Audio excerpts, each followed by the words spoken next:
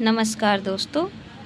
आज की क्लास में हम पढ़ने वाले हैं हिंदी उपन्यास का विकास। ठीक है, आज का हमारा टॉपिक है। इसमें हम सबसे पहले देखेंगे कि हिंदी के प्रारंभिक उपन्यासों पर आज की क्लास में चर्चा होगी। ठीक है, तो प्रेमचंद्र से पूर्व, जैसे हिंदी के उपन्यासों के विकास खंड को हम 3 कालखंडों में विभाजित करते हैं। ठीक है, प्रेमचंद्र पूर्व हिंदी उपन्यास, प्रेमचंद्र युगीन हिंदी उपन्यास तथा प्रेमचंदोत्तर हिंदी उपन्यास। ठीक है, तो हिंदी के उपन्यासों में के विकास क्रम में जो हिंदी का प्रारंभिक उपन्यास जो लेखन हुआ, उस युग को हम प्रेमचंद्र पूर्व हिंदी उपन्यास कह सकते हैं। ठीक, तो आज का हमारा टॉपिक यही है और इसको पढ़ने के लिए हमने किस पुस्तक को आधार बनाया है?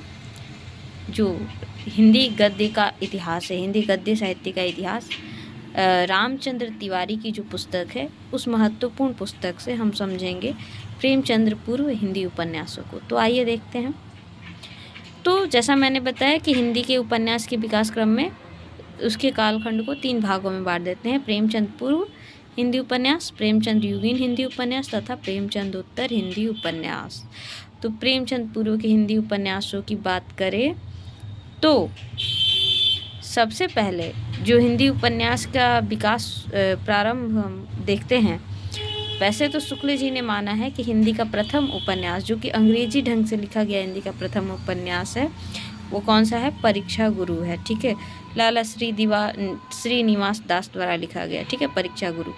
लेकिन उससे भी पहले सन 1877 ईस्वी में पंडित श्रद्धाराम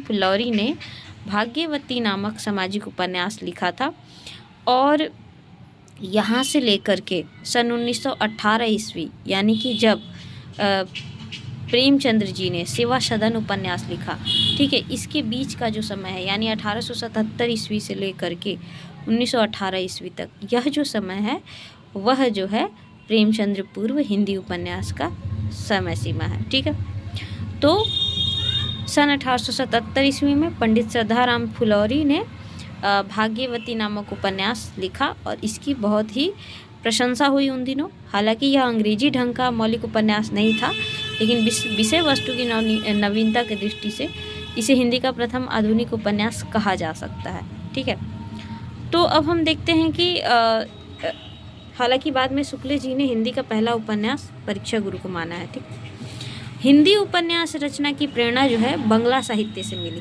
ठीक है, तो बंगला साहित्य से मिली। जैसे हिंदी उपन्यास जो लेखन भाग्यवती से प्रारंभ होता है, उसके पहले ही बंगला भाषा में बहुत सारे उपन्यासकार प्रसिद्ध हो चुके थे, जैसे कि भवानी चरण बंदोपाध्याय।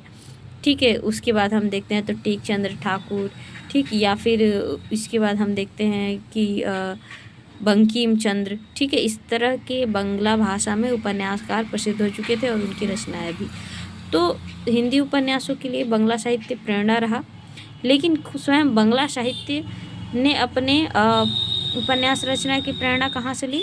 अंग्रेजी साहित्य से। ठीक है, बंगला उपन्यासकारों को उपन्यास रचना की प्रेरणा अंग्रेजी साहित्य से प्राप्त होती है। ठीक है, तो ये भी कह सकते हैं कि कहीं ना कहीं हिंदी कथाकारों को भी, है ना, हिंदी कथाकारों को भी उपन्यास रचना की प्रेरणा प्रत्यक्षतः तो बंगला भाषा से या बांग्ला साहित्य से, लेकिन अब प्रत्यक्ष रूप से अंग्रेजी से ही प्राप्त हुई है। ठीक, जो परीक्षा गुरु उपन्यास है 1882 ईस्वी में लिखा गया। ठीक है, परीक्षा गुरु पर तो सीधे सीधे अंग्रेजी का प्रभाव ही स्वीकार किया गया है। ठीक है, तो इस प्रकार हम देखते हैं कि हिंदी साहित्य का उपन्यास जो है अंग्रेजी साहित्य से प्रभावित रहा है अप्रत्यक्ष रूप से। ठीक है, और इसके अतिरिक्त हिंदी के प्रारंभिक उपन्यासों पर हमारे संस्कृत साहित्य के कथा जो संस्कृत साहित्य के प्राचीन कथात्मक रचनाएं थी, उसका भी प्रभाव रहा है। ठीक, लेकिन वर्तमान में जो उपन्यास लिखे जा रहे हैं वो पूर्णतः अंग्रेजी के नॉवेल के तर्ज पर लिखे जा रहे हैं, या जिस तरह का अंग्रेजी का नॉवेल लिखा जाता था। ठीक है, अब हम देख लेते हैं कि हिंदी का जो उपन्यास है उसको वर्गीकरण कितने प्रकार से किया गया है। तो प्रेमचंद्र पूर्व युग के जो सर्वाधिक प्रमुख उपन्यासकार थे श्री किशोरी लाल गोस्वामी, वो अपने उपन्यासों को 3 वर्गों में रखते हैं, सामाजिक, ऐतिहासिक और घटनात्मक।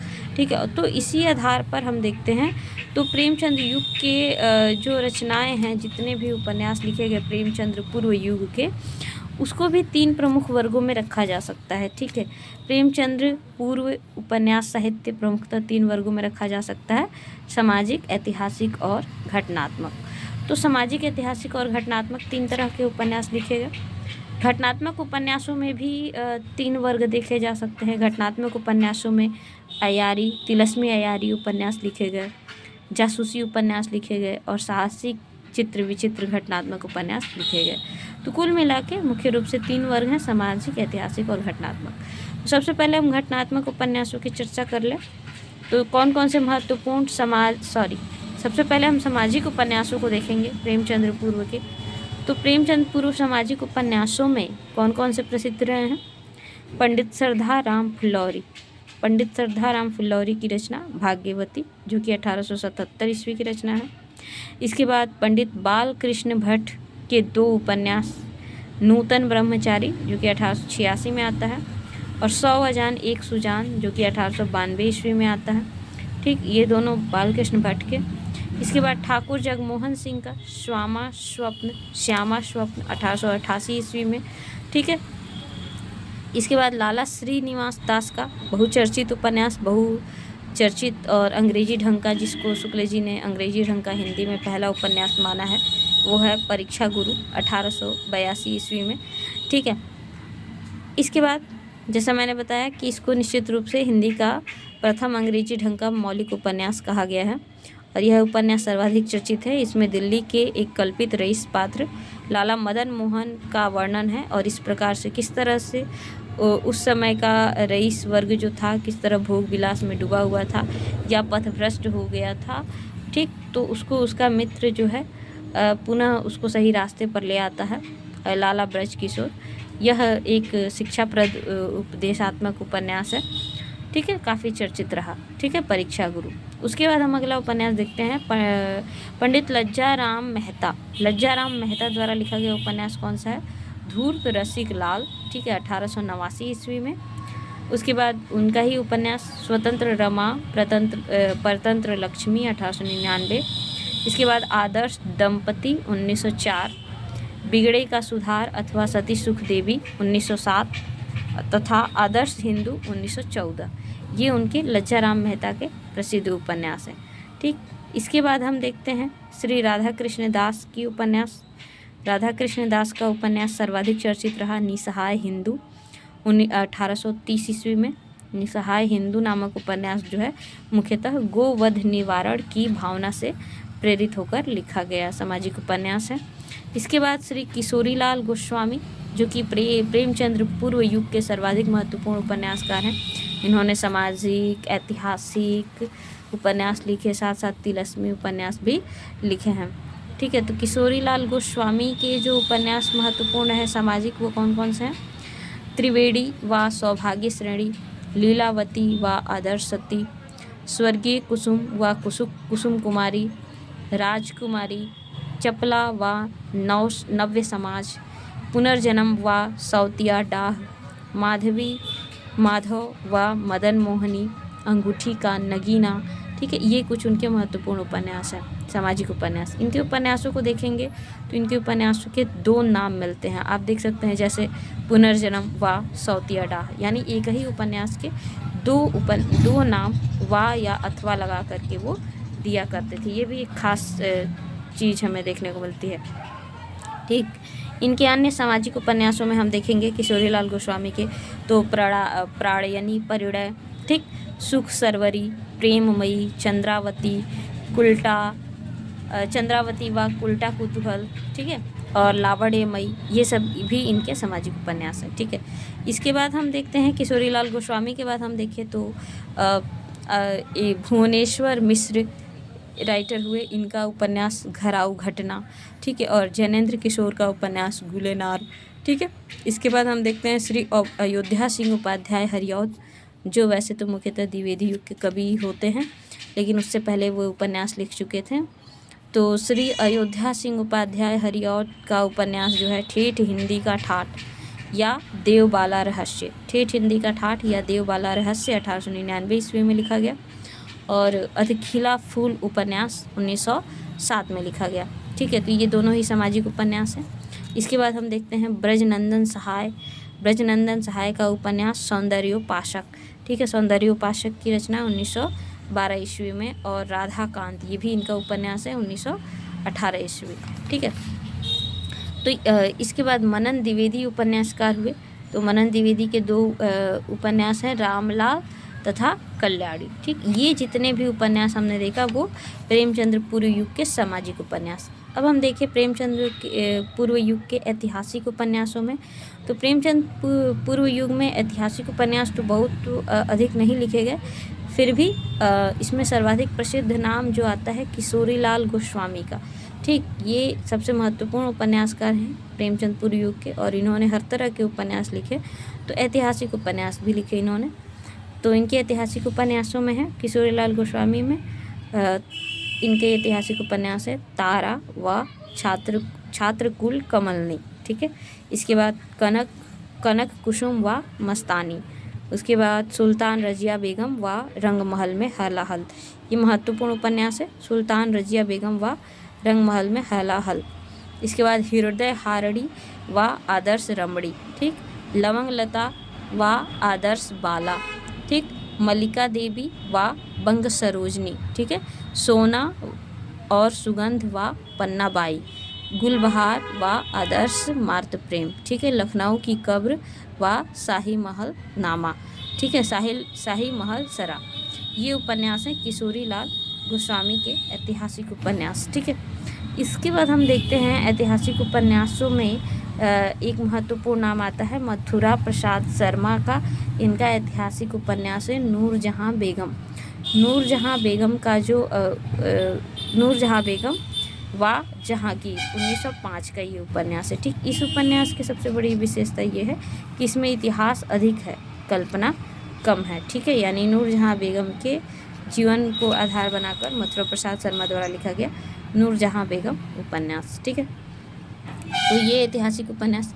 मिश्र बंधुओं ने भी एक ऐतिहासिक उपन्यास लिखा है जिसका नाम है वीरमणि। ठीक है, वीरमणि नामक ऐतिहासिक उपन्यास मिश्र बंधुओं ने लिखा है। मिश्र बंधु 3 भाई थे, पता ही है।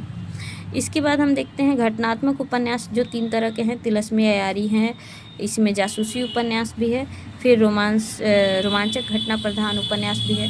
तो सबसे पहले इसमें देखते हैं तिलस्मी अयारी उपन्यास। तिलस्मी अयारी उपन्यास कैसे होते थे? सामान्यतः जिन उपन्यासों में जो कथानायक होता था वो तिलस्मी इमारतों को तोड़कर खजाना प्राप्त करता था, या नायिका को छुड़ाता था, या नायक नायिका के प्रेम पर आधारित और तिलस्म तोड़ने पर आधारित जो उपन्यास होते थे वो तिलस्मी उपन्यास होते थे। और नायक के इस कार्य में उसके अयार बहुत बड़े सहायक होते थे। और इस प्रकार हिंदी में तिलस्म के साथ अयार शब्द जुड़ गया बहुत ही अनिवार्यतः रूप से, और दोनों एक साथ मिलकर तिलस्मी अयारी उपन्यास कहलाने की परंपरा चल पड़ी। और हिंदी में तिलस्मी अयारी उपन्यासों के प्रवर्तक और सर्वश्रेष्ठ लेखक जो हैं बाबू देवकी नंदन खत्री हैं। ठीक है, देवकी नंदन खत्री तिलस्मी अयारी उपन्यास सर्वाधिक चर्चित उपन्यास लेखक हैं इस विधा के। तो इनका जो रचना है, उन्होंने चंद्रकांता 1888 ईस्वी में चंद्रकांता नामक उपन्यास लिख करके हिंदी में तिलस्मी अयारी उपन्यासों का प्रवर्तन किया। ठीक है, चंद्रकांता उपन्यास अपने आप में बहुत ही प्रसिद्ध है। ऐसा कहा जाता है कि उन दिनों जब चंद्रकांता लिखी गई, इस उपन्यास को पढ़ने के लिए बहुत से हिंदी भाषी लोगों ने भी हिंदी भाषा को सीखा और तब इसको पढ़ा। ठीक है, शुक्ल जी इस संबंध में लिखते हैं, महत्वपूर्ण उक्ति है रामचंद्र शुक्ल की। वे लिखते हैं कि पहले मौलिक उपन्यासकार लेखक जिनके उपन्यासों की सर्वसाधारण में धूम हुई वे काशी के बाबू देवकी नंदन खत्री थे।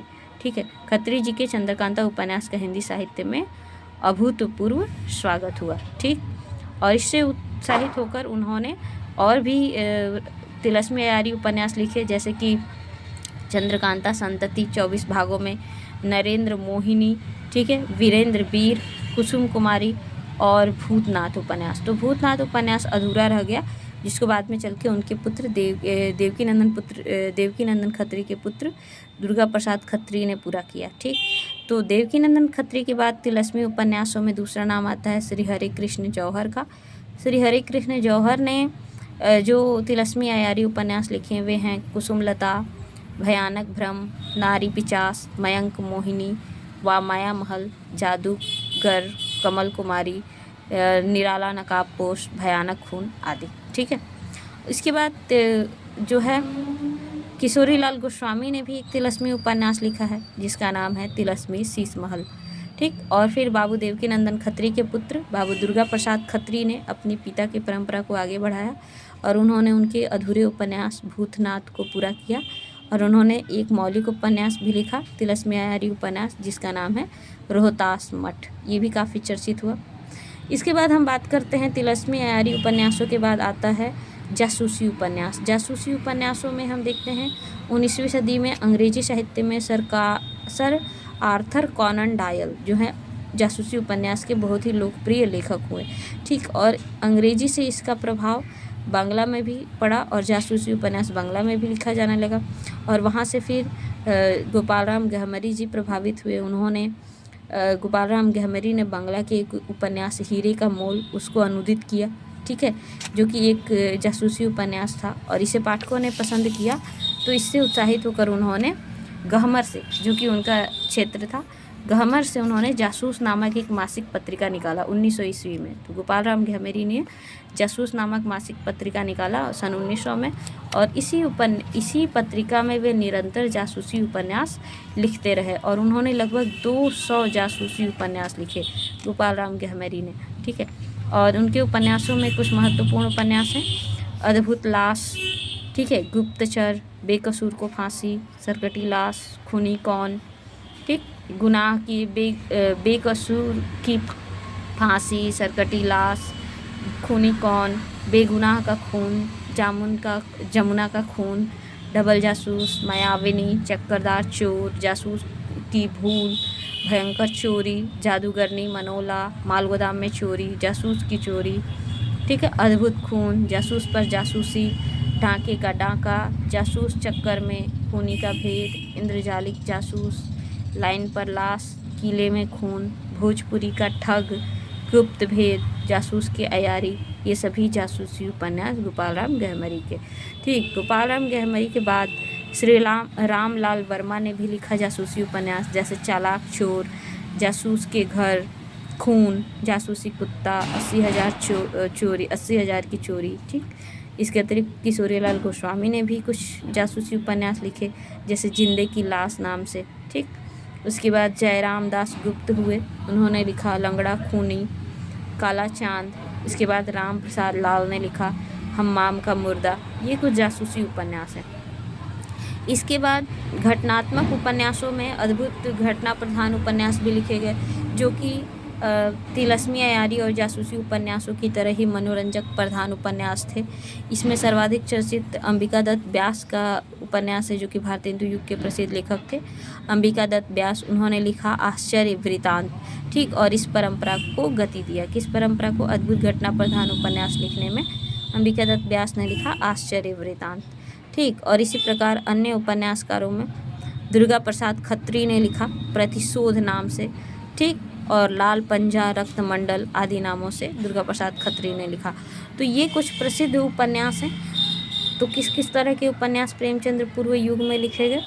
प्रेमचंद्र पूर्व युग में हमने देखा कि सामाजिक उपन्यास लिखे गए, ऐतिहासिक उपन्यास लिखे गए। ठीक, इसके बाद हमने देखा कि जासूसी अयारी उपन्यास लिखे गए, जासूसी उपन्यास लिखे गए, अयारी उपन्यास लिखे गए।